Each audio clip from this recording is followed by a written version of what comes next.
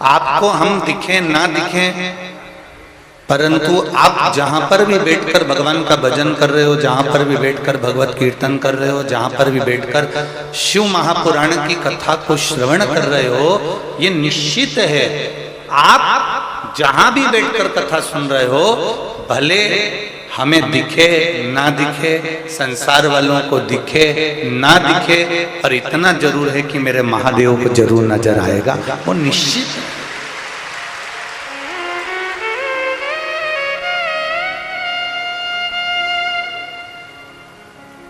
ये भगवान शिव की कृपा से भगवान शंकर जैसे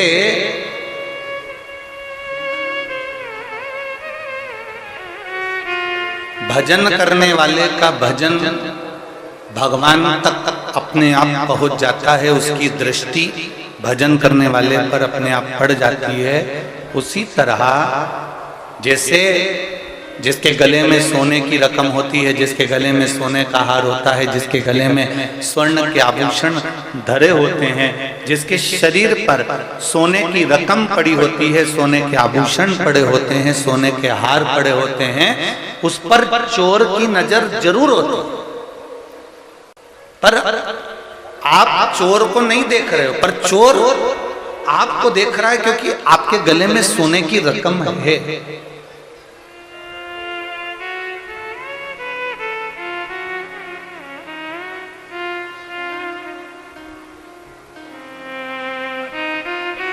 आपने चोर को नहीं देखा, पर चोर ने आपको देख लिया कि आपके गले में सोने की रकम पड़ी हुई है, आपके गले में सोना पड़ा हुआ है, आपके हाथ पैर में सोना डाला हुआ है, उस चोर ने आपको देख लिया। सोने की रकम आपने पहनी है, पर चोर की दृष्टि आप पर पड़ी हुई है। जैसे चोर को आप नहीं देख पाते, पर चोर आपको देख लेता है, उसी तरह हम परमात्मा को नहीं देख पाते, पर भजन करने वाले को परमात्मा देख लेता है, ये निश्चित है।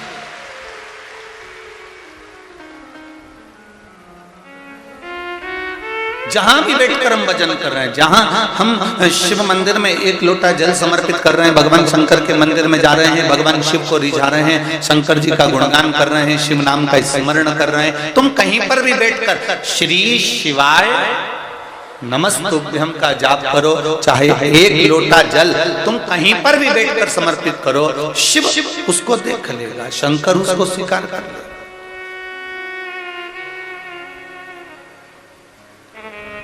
पर कल कथा में एक बात कही थी कि सारी समस्या का हल, जरा जम के बोलो, एक लोटा जल। सारी समस्या का हल एक लोटा जल है, पर शिव महापुराण ये भी कहती है कि छल से जल ना चढ़ाया जाए, किसी को दिखाकर, कपट कर कर, बेईमानी कर कर, प्रपंच कर कर, या अहंकार में समाहित होकर, अभिमान रखकर, या किसी का दिल दुखाकर हमें एक लोटा जल भी शिव को नहीं चढ़ाना है। अगर हम छल कर कर, कपट कर कर, अहंकार कर कर, किसी का दिल दुखाकर अगर हम भगवान का भजन भी कर लेंगे, तो भगवान उस भजन को स्वीकार नहीं करता है। हम कई बार माताओं से कहते हैं, सासुओं से कहते हैं, थोड़ा डीले कम करो। हम कई बार सासुओं से कहते हैं, माताओं से कहते हैं,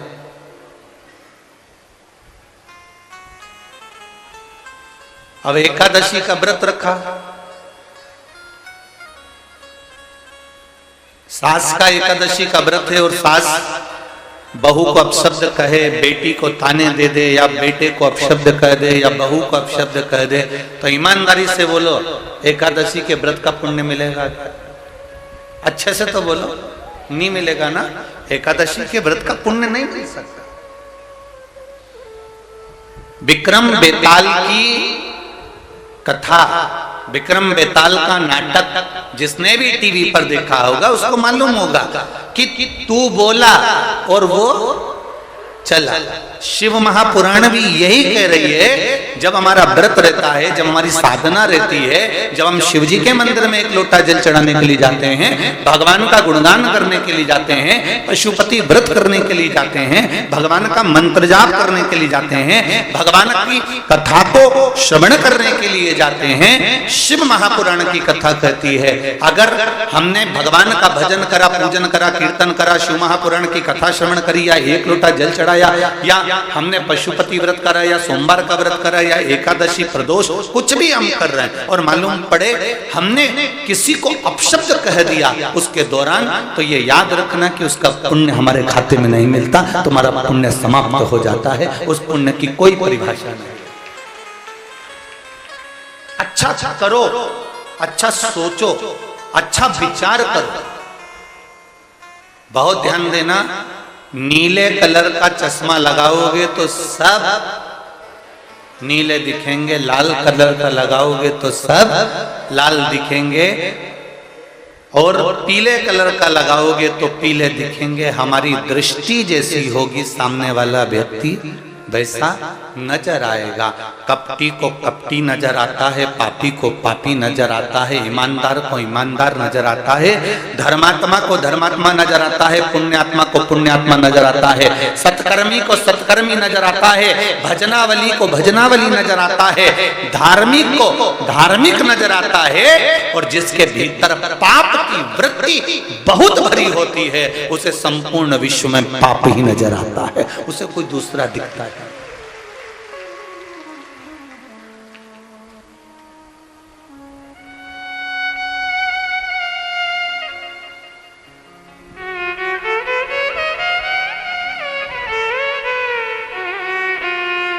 अभी पूर्व मुख्यमंत्री डॉक्टर श्री रमन सिंह जी अपने व्याख्यान में कह रहे थे कि भगवत स्मरण, भगवान की भक्ति, धर्म,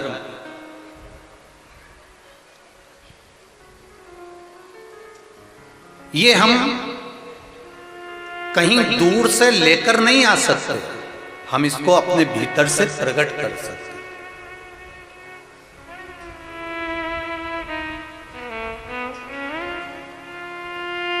हम अपने भीतर से भगवान की अविरल भक्ति को प्राप्त कर सकते हैं।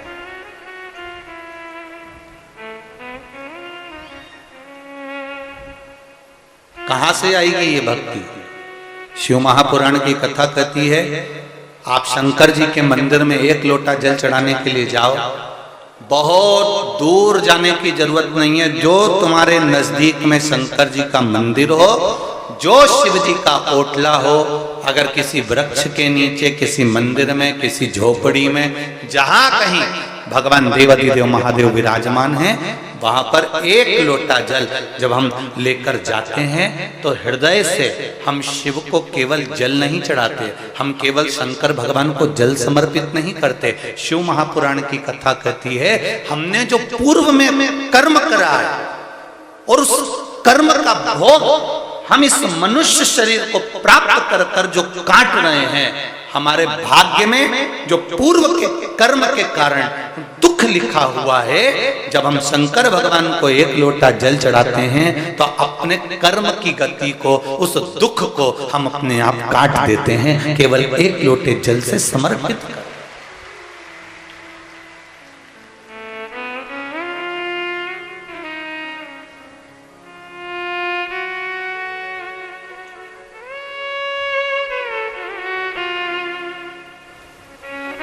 आप इतने लाखों की संख्या में आए हो, कल भी लाखों की संख्या में पहुंचे थे, और आज तो इतने पहुंच गए कि पूरे ग्राउंड के आसपास में जितनी रोडें हैं सब रोडें फुल भरी हुई है, कहीं बैठने की जगह नहीं बची है रोडों के ऊपर।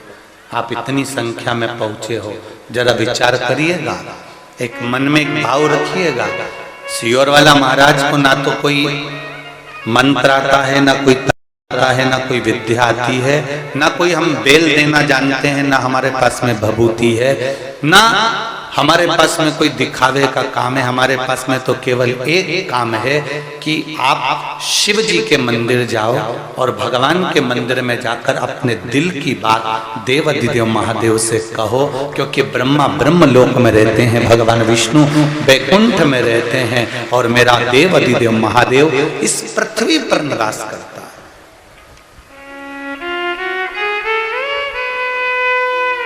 मेरे देवाधिदेव महादेव भूमंडल पर मृत्यु लोक में उनका निवास है।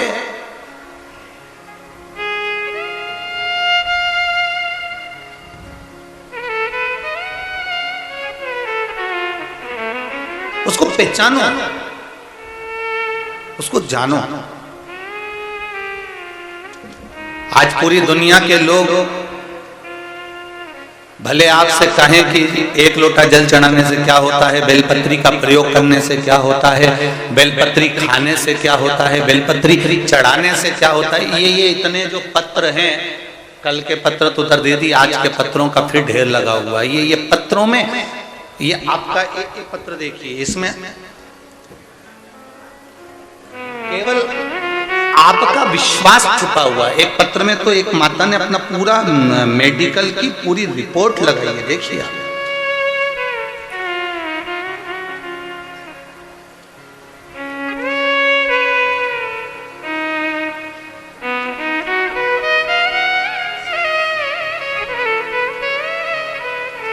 पूरी मेडिकल की जितनी रिपोर्ट होती है, कई पन्नों की होगी, उसका ईसीजी, उसकी शुगर, थायराइड, एक एक रिपोर्ट उसकी पूरी जितनी डॉक्टरों ने दी होगी, लगभग होंगे इसमें 70-80-100 पेज।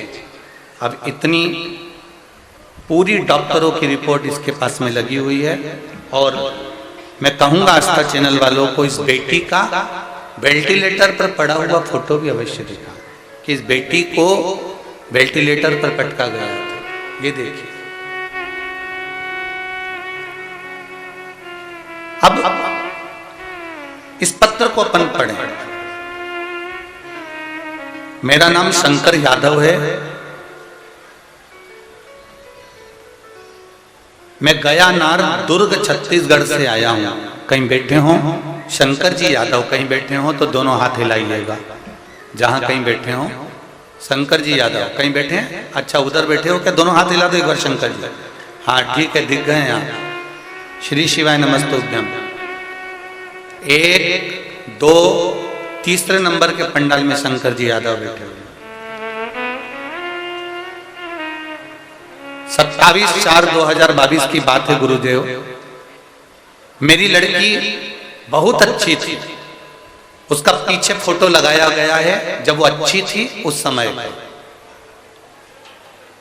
आप टीवी पर देख सकते हैं इस बेटी का फोटो। और जितने लोग यहाँ बैठे हुए हैं, मेरी बेटी पहले अच्छी थी, उसका फोटो भी मैंने लगाया। और बाद में जब बेटी की दशा वेंटिलेटर पर पड़ी रही, उसका भी फोटो उन्होंने लगाया। गुरुदेव 27/4/2022 की बात है। मेरी लड़की की तबीयत बहुत खराब थी। रायपुर के हॉस्पिटल में 2 महीने से ऐसी में वेंटिलेटर पर पड़ी रही। डॉक्टर ने कह दिया था अब मैं नहीं बचा पाएंगे, अब इसको आप घर ले जा सकते हो। और इसमें प्राण है नहीं, जितने बचे हैं उतने प्राण पर आप इसको घर ले जाओ। इसकी कोई गारंटी नहीं है, क्योंकि 2 महीने से लगातार इलाज चल रहा है और ये श्वास गंवा चुकी है। हमने आस्था चैनल से आपका शिव पुराण की कथा सुनी। 1 लोटा जल उसी अस्पताल के पास शिव मंदिर में रोज जल चढ़ाई और उसी जल को उस लड़की की नासिका में जो नली लगी हुई थी उसमें देना। डॉक्टर से पूछकर, हाथ जोड़कर निवेदन कर कर उस नली में 2 बूंद देना चालू करा। और बेलपत्र ले जाते और उसके पलंग के पास में चढ़ी हुई बेलपत्र, खिला तो सकते नहीं तो उसके पलंग के पास रख देते। 2.5 महीने फिर बेटी का 2.5 महीने पर जब 2 महीने पर मना कर दिया, 15 दिन रोककर फिर बेटी का टेस्ट कराया गया तो डॉक्टर ने कहा अब बेटी को आराम लगना प्रारंभ हो गया है और तुम्हारी बेटी अब ठीक होने लगी है। बेटी को आराम लगना प्रारंभ हो गया, बेटी ठीक हो गई और 15 दिन के बाद मेरी बेटी की सारी रिपोर्ट नॉर्मल आ गई और आज मेरी बेटी मेरे घर में आ गई। मैं दंडवत करने भिलाई से यहां पर आया। ये शिव है, उसकी सारी रिपोर्टें मैं लगा रहा हूं और ये देखिए रिपोर्ट जो डॉक्टरों ने लिखी हैं, बताई हैं, वो सारी रिपोर्ट 100 पेज की यहां लगी हुई है। बैठिए यादव जी। श्री शिवाय नमस्तु। शिव तत्व क्या है? शंकर की उदारता क्या है? लोग कहेंगे एक लोटा जल से क्या शिव प्रसन्न हो जाते हैं? क्या एक बेलपत्र शंकर भगवान को चढ़ाकर खाने से शुगर, बीपी, थायराइड ये सब लेवल पर हो जाता है?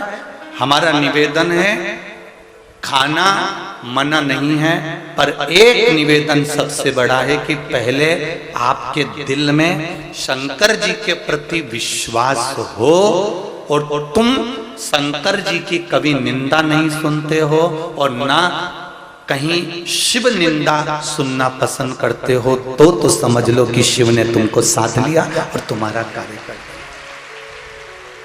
तो समझो।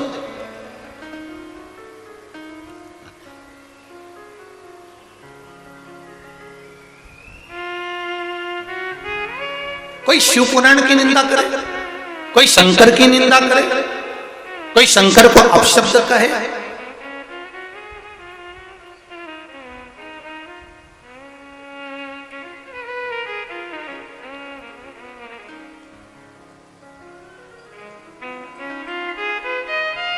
अगर कोई शिव निंदा में लगा हुआ है तो हमारा शिव महापुराण की कथा कहती है ना तो शिव की निंदा सुनना है, ना शिव भक्त की निंदा सुनना है।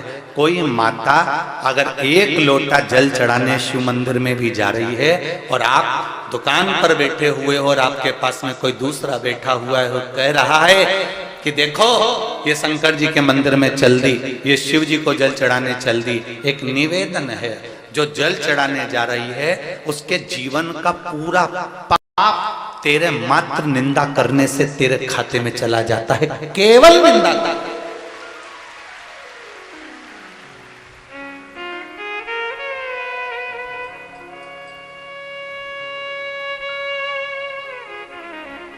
हम बसंत जी अग्रवाल जी के यहाँ ठहरे हुए हैं जजमान के घर पर। वहां एक पत्र आया, अभी हम आ रहे थे उससे पहले ही किसी ने पत्र भेजा। उस पत्र में लिखा है कि गुरुदेव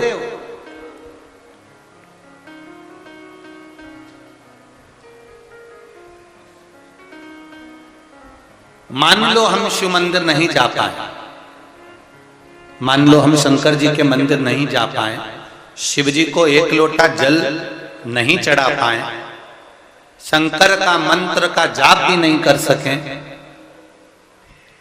तो हमारा कल्याण कैसे होगा?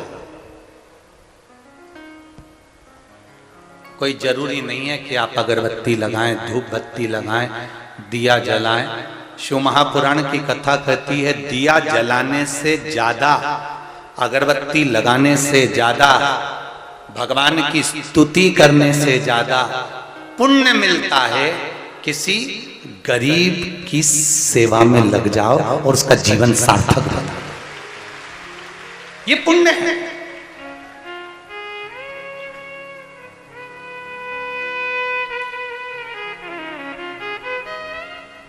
किसी को जरूरत है आपकी, आप थोड़े देर के लिए खड़े हो जाइए महाराज। अब जरा विचार करो, कोई बुजुर्ग व्यक्ति ट्रेन में खड़ा हुआ है, धक्के खा रहा है और तुम जीन्स और टी शर्ट पहने हुए, चाबी का छल्ला और मोबाइल कान में फंसाकर तुम अपनी सीट नहीं छोड़ो और नवरात्रि में नंगे पांव बमलेश्वरी माता के मंदिर में जाओ, तो बमलेश्वरी माता तुमको आशीर्वाद देगी। अरे बोलो तो जरा जमका, देगी। घर में माँ दुखी बैठी है, घर में पिता दुखी बैठा है, घर में रोज प्रतिदिन पत्नी से झगड़ा होता है और पत्नी की आंख में आंसू आते हैं, और तुम दुनिया भर को समझाओ, दुनिया भर को उपदेश दो, या व्रत और साधना करो। आज मेरा शनिवार का व्रत है, कल मेरा सोमवार का व्रत है, परसों मेरा मंगलवार का व्रत है। तुम दुनिया की नेत्रों में जल देकर, आंसू देकर यदि व्रत और साधना भी करते हो तो शिव पुराण कहती है वो भगवान स्वीकार नहीं करता।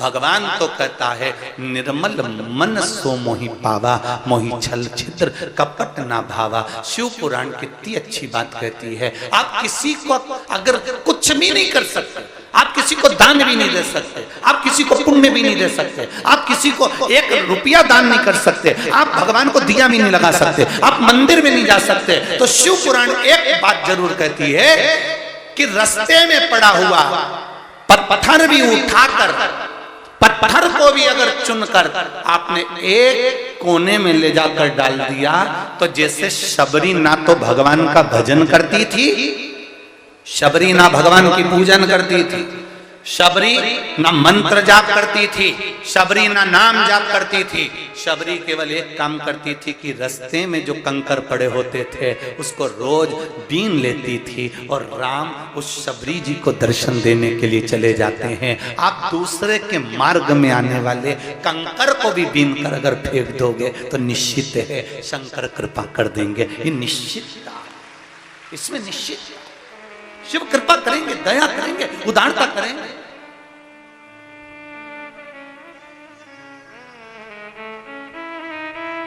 पर हम जरा उल्टे हैं, हम कंकर बीनने की जगह और कंकर फैला देते। अभी इतने सारे आए हो, कुरकुरा खाया, चिप्स खाई, बिस्कुट खाया, और कागज मैं पटक दिया।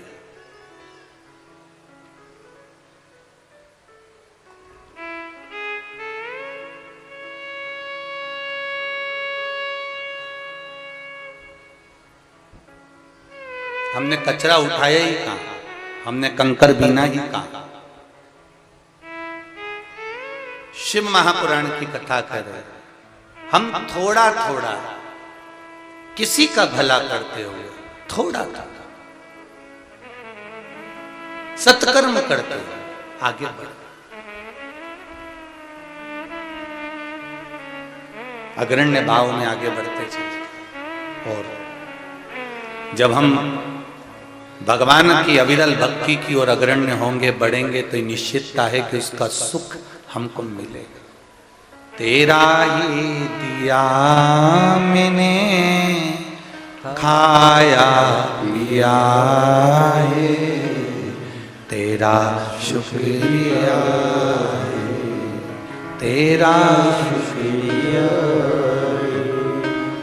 ये जायदाद दी है, औलाद दी है, मुसीबत में हर वक्त इमदाद दी है, तेरा ही दिया मैंने खाया पिया है, तेरा शुक्रिया है, तेरा शुक्रिया है, तेरा शुक्रिया है, तेरा शुक्रिया है। एक तुम कहीं पर भी बैठकर भजन करो, वो स्वीकार करेगा।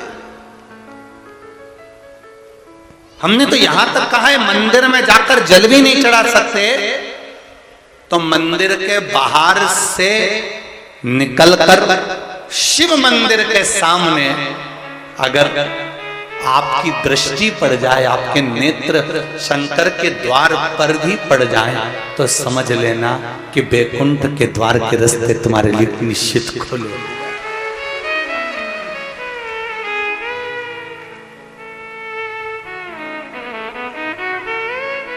अब एक बात और अच्छे से समझ लो रे भाई, हे रायपुर वाली जीजियों, थोड़ा अच्छे से समझ, और जीजियों के साथ में जितने जीजा होने वो भी जरा अच्छे से समझ।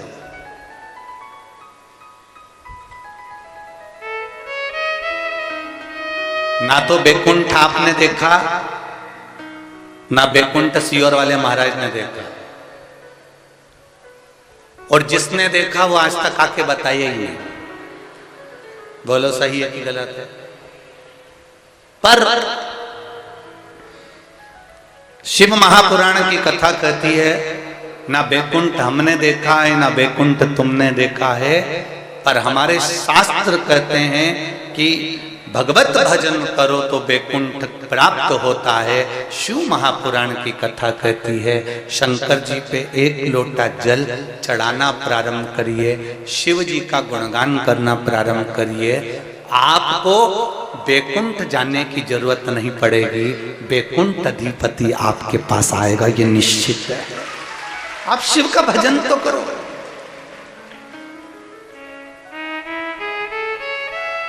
आप शंकर भगवान का गुणगान तो करो।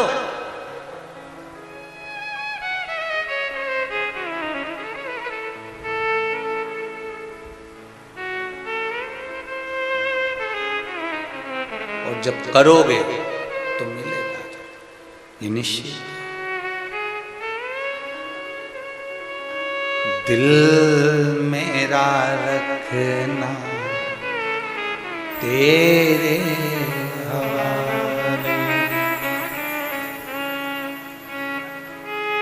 ओ डमरू वाले, ओ काशी वाले, ओ डमरू वाले, ओ काशी वाले, दिल मेरा रखना तेरे हवाले, दिल मेरा रखना तेरे हवाले, ओ दिल मेरा रखना तेरे हवाले, दिल मेरा रखना तेरे हवाले, ओ डमरू वाले, ओ काशी वाले, ओ डमरू वाले, ओ काशी वाले, ओ डमरू वाले, ओ काशी वाले,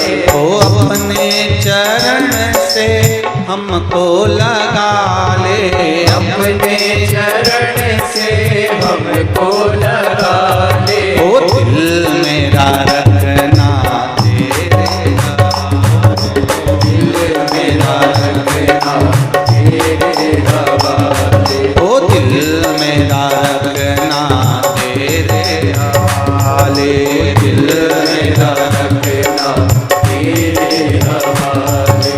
ओ काशी वाले ओ डमरू वाले, ओ काशी वाले हो डमरू वाले। ओ काशी वाले ओ डमरू वाले, ओ काशी वाले हो डमरू वाले। ओ दिल मेरा रखना